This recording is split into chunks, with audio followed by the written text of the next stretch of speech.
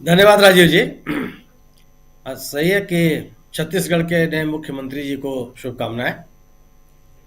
और स्थिति तो यह है कि भारतीय जनता पार्टी के का जो की राजनीति थी, यानी कि जो उनके हिंदुत्व के राजनीति के खिलाफ इंडिया दल समूह ने जातीय जनगणना की बात जो आगे रखी, उस जातीय जनगणना के कारण से भारतीय जनता पार्टी को भी सोचना पड़ रहा।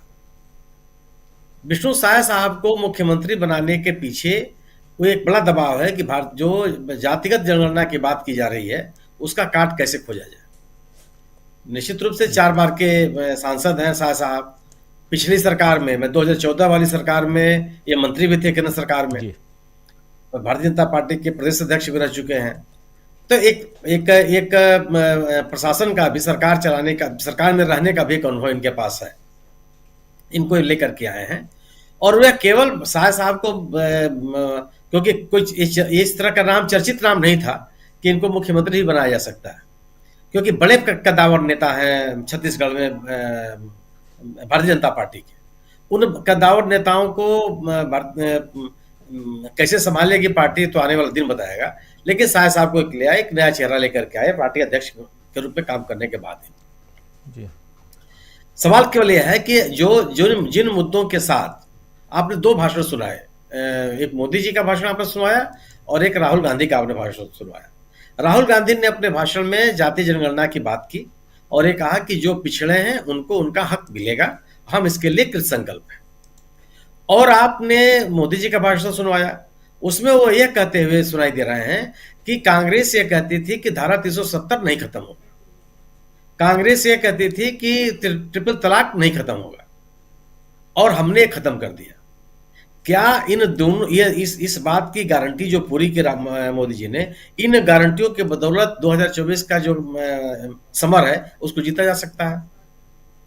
अगर धारा 370 खत्म करने का राजनीतिक लाभ पार्टी को मिल रहा है तो फिर जम्मू कश्मीर में चुनाव क्यों नहीं हो रहे हैं? कितने सालों से विधानसभा भंग है, वहां के लोगों का प्रतिनिधित्व विधानसभा के अंदर नहीं है, तो वहां क्यों नहीं चुनाव हो रहा है? जी। ट्रिपल तलाक अगर इतना ही बड़ा मुद्दा है तो भारतीय जो कांग्रेस को 40% वोट देने वाले लोग कौन है? कौन है जो कांग्रेस के साथ अभी भी खड़े हैं? सवाल है ना कि जो कांग्रेस मुद्दे खड़े कर रही है वो सबसे बड़ी चुनौती है।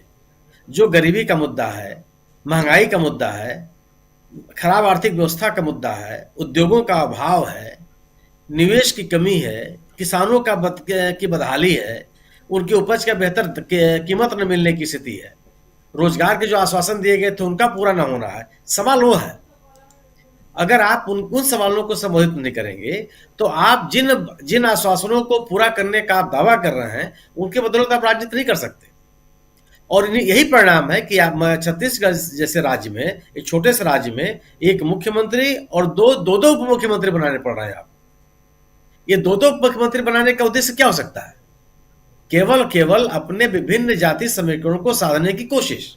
जी। कि जो दोनों बड़े नाम आए हैं उप मुख्यमंत्री के लिए, कोई ऐसे नेता नहीं है कि जिनको संतुष्ट करने के लिए आप उप मुख्यमंत्री बना रहे हो, या केवल जाति जो संतुलन है छत्तीसगढ़ का उनको साधने की कोशिश है। इससे अब जो राकेश जी ने जो आशंका व्यक्त की कि यह मुख्यमंत्री जी पूरे 5 साल के कार्य पूरा करेंगे, या वो स्थिति होगी जो उत्तराखंड में दिखाई पड़ा। 3 मुख्यमंत्री बदल दिए गए वहां 2024 के चुनाव के पहले और 2024 के चुनाव के बाद की स्थितियां क्या क्या होंगी। तो यह जरूर है कि भारतीय जनता पार्टी को अपने एजेंडे को ही आगे लेकर के चलने का एक संशोधन करना पड़ रहा है। वह अपने हिंदुत्व के एजेंडे से अलग नहीं होने के लिए तैयार है, लेकिन जो कांग्रेस या इंडिया दल समूह जो सवाल खड़े कर रहे हैं उनके अनुकूल भी उनको अपने आप में बदलाव लाने की मजबूरी है ही। वो आप अगर जाति जनगणना के सवाल पर, माने पिछड़े वर्ग के लोगों को, अति पिछड़ों को सशक्तिकरण का जो सवाल पैदा किया इंडिया दल समूह ने, उससे भारतीय जनता पार्टी मुंह मोड़ नहीं सकती।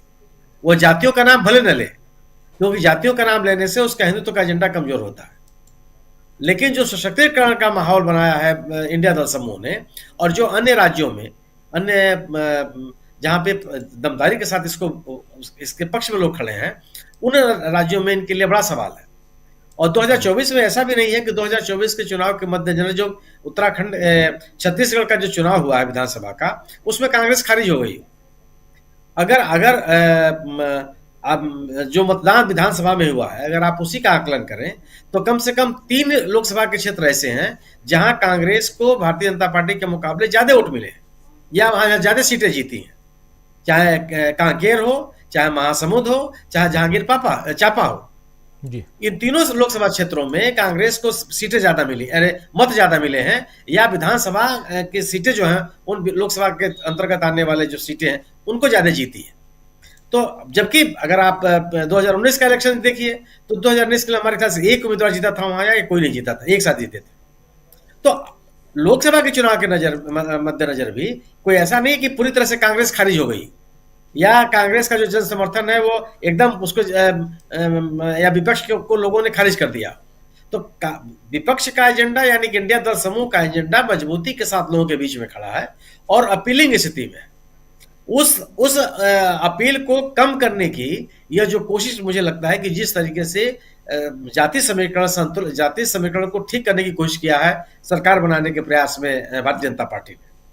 सवाल केवल यह है कि भारतीय कांग्रेस के द्वारा या इंडिया दल समूह के द्वारा खड़े किए गए जो सवाल है उन सवालों का जवाब भारतीय जनता पार्टी को देना होगा, संबोधित करना होगा। और अगर आप उन सवालों का जवाब देने का प्रयास करेंगे तो आपको अपने एजेंडे में संशोधन करना ही पड़ेगा। उससे उसको आप केवल उन्हीं एजेंडों के बदौलत आप 2024 का बैतरणी नहीं पार कर सकते। जी बिल्कुल। 2024 की बैतरणी को पार कैसे किया जा सकता है और कौन करेगा? क्या हैट्रिक लगाएंगे नरेंद्र मोदी, या इन चुनाव परिणामों के बाद भारतीय जनता पार्टी की पूरी कोशिश इसी बात की है, यह नैरेटिव बनाने की कोशिश है कि इन चुनाव को जीतने के बाद से कांग्रेस की स्थिति या विपक्ष की स्थिति खराब हो गई। आखिर इस चुनाव से कांग्रेस ने खोया क्या? 2024 के चुनाव के मद्देनजर अगर आप याद कीजिए तो कांग्रेस ने क्या खोया इन तीनों राज्यों में? कुछ नहीं। पाया क्या? राजस्थान के 9 लोकसभा सीटों पर भारतीय जनता पार्टी की तुलना में कांग्रेस को ज्यादा वोट मिले हैं या ज्यादा सीटें जीती हैं। राजस्थान में क्या स्थिति थी 2019 के चुनाव में कांग्रेस की? मध्य प्रदेश में 4 लोकसभा सीटें ऐसी हैं जहां पे कांग्रेस को ज्यादा सीटें वोट भी मिले हैं और सीट भी जीती है। 2019 के चुनाव में कहा थी कांग्रेस वहां। और आप छत्तीसगढ़ में 3 लोकसभा सीटें ऐसी हैं जहां पे कांग्रेस की स्थिति बेहतर है। कांग्रेस ने पाया क्या? आप तेलंगाना में अगर चुनाव देखिए तो 4 सीटें लोकसभा की सीटें थी बीजेपी के पास और 3 सीटें थी कांग्रेस के पास और 9 सीटें थी बीआरएस के पास। आज की स्थिति बदल गई। जो आज मतदान हुआ है और जो मत प्रतिशत है कांग्रेस के लिए, बीआरएस की स्थिति क्या हो रह गई है? बीजेपी तो शून्य हो गई। जो अगर विधानसभा वार अगर आप मतों की स्थिति देखिए आप, और कांग्रेस की स्थिति बढ़ के 9 सीटों की हो गई। यानी कि अगर इन 5 राज्यों को अगर आप मिला लीजिए तो कम से कम 18-19 लोकसभा की सीटें ऐसी हैं जहां पे बीजेपी को नुकसान हो रहा है और कांग्रेस अपनी बढ़त बनाई है। कांग्रेस ने अपने मुद्दों के बल पर लोगों के बीच में एक अपनी विश्वसनीयता कायम की है। निश्चित रूप से चुनाव जीतना एक उपलब्धि है और चुनाव जीतना, जो भी चुनाव जीता वो बधाई का पात्र है, लेकिन चुनाव हार जाना जनता की निगाह में खारिज हो जाना नहीं है। जनता ने उन मुद्दों को पूरी तरह से अस्वीकृत कर दिया हो, ये स्थिति नहीं है। और इसीलिए भारतीय जनता पार्टी की कोशिश है लोग ये बताने की कि इन चुनावों के हार जाने से 2024 का जो चुनाव है वो पूरी तरह से उनके पक्ष में चला गया, जो संभव नहीं है। सवाल इस बात का है कि अगर जो नुकसान इन तीनों राज्यों में, जो हिंदी भाषी राज्य हैं, इन तीनों राज्यों में अगर उत्तर बीजेपी को हो रहा, अगर आज की तरह जो विधानसभा का मतदान हुआ है इसी ट्रेंड में मतदान हो तो जो 20-21 लोकसभा सीटों का नुकसान होगा तो उसकी भरपाई होगी कहां? जो आपके पास जो कांग्रेस ने जीता है उसने अपनी ताकत बढ़ाई है और बीजेपी ने जो जीता है वो जहां खड़ी थी वही खड़ी है, उसकी ताकत नहीं बढ़ी, बल्कि उसके विरोध में विपक्ष को जो मिला हुआ मत प्रतिशत है वह ज्यादा है। अगर इंडिया दल समूह के मत प्रतिशत को भी आप जोड़ लेंगे तो कम से बेहतर स्थिति विपक्ष है इन तीनों राज्यों में, और 40% तो कांग्रेस का अपना मत है जो उन्होंने दिया। अगर लोगों को विपक्ष की अपीलें, अगर मुद्दे में स्वीकार नहीं होते, लोगों को उन मुद्दों को सुनना नहीं है, तो फिर इतना खुलकर इतनी बड़ी तादाद में लोग वोट देने क्यों आते हो? वो बीजेपी के साथ चले जाते। और जो जीता है कांग्रेस ने पिछले 6 महीनों के दौरान जो चुनाव में, उसमें बीजेपी का नुकसान हुआ है। वो है कर्नाटक, वो है तेलंगाना, जहां बीजेपी बहुत मजबूत स्थिति में थी। जी इन चुनावों के हाथे से सरकारें चले गई, तथ्य है। लेकिन अगर आप 2024 के लोकसभा चुनाव के हिसाब से देखा जाए तो कहीं से भी कांग्रेस का नुकसान नहीं हुआ। कांग्रेस ने जो जीती है, विपक्ष ने जो जीता है, उससे विपक्ष की ताकत बढ़ी है और बीजेपी की ताकत घटी है। भारतीय जनता पार्टी का नैरेटिव केवल यह है कि ठीक है, चुनाव जीत गया, जो चुनाव जीत गए और पूरी तरह से 2024 का चुनाव एक पक्षी हो गया। आखिर क्या जो राजनीतिक हालात विपक्ष शासित राज्यों में बन रहे हैं, जो बिहार की स्थिति है, जो झारखंड की स्थिति है, जो बंगाल की स्थिति है, उनमें बीजेपी कहां जा पाए अगर इंडिया दल समूह मिलकर चुनाव लड़ता है तो। जी और जो जो हिंदी, अब ये तो तय हो गया ना कि दक्षिण में भारतीय जनता पार्टी कहीं नहीं रह गई। पूरब के अधिकांश राज्यों में बीजेपी की स्थिति वो नहीं है। पश्चिम के कुछ राज्यों में जैसे गुजरात है मान लीजिए, और राजस्थान आप जीत के चले आए, मध्य प्रदेश को भी आप ले लीजिए। लेकिन जो आपकी ताकत थी वो ताकत आपके पास है और आप एकदम क्लाइमेक्स पर है। जितना आपको पाना था सबसे अधिक सीटें आपके पास है। अगर वहां 2 सीट, 4 सीट, 5 सीटें भी घटती हैं तो उनकी भरपाई कहां से होगी, किन राज्यों से होगी? उन राज्यों में तो कांग्रेस ने या विपक्ष ने अपनी मजबूती दखल बनाई है, चुनाव में भी सब अपनी ताकत दिखाई। तो ये परिणाम निराश करने वाले नहीं हैं, बल्कि इस बात के लिए हैं कि केवल एक राजनीतिक दल बीजेपी का मुकाबला न करे, बल्कि मिलकर करे, बिल्कुल। जो इंडिया दल समूह से के माध्यम से विपक्ष के लोग करने की कोशिश कर रहे हैं। अगर निश्चित रूप से बीजेपी के पास ताकत है, उनके प्रतिबद्ध मतदाता हैं, उनके पास एक लीडरशिप है, उनके पास संसाधन भी है, वो अलग एक विषय, एक मुद्दा है। लेकिन अगर आप उसी ताकत के साथ अगर आप बीजेपी से लड़ेंगे तो मुझे नहीं लगता कि एक चुनौती देने में आप कहीं से विफल हो पाएंगे। जी बिल्कुल आप सही कह रहे हैं। और इंडिया गठबंधन की जो बैठक है, इस बैठक के बाद अब कम से कम इंडिया गठबंधन को ये जरूर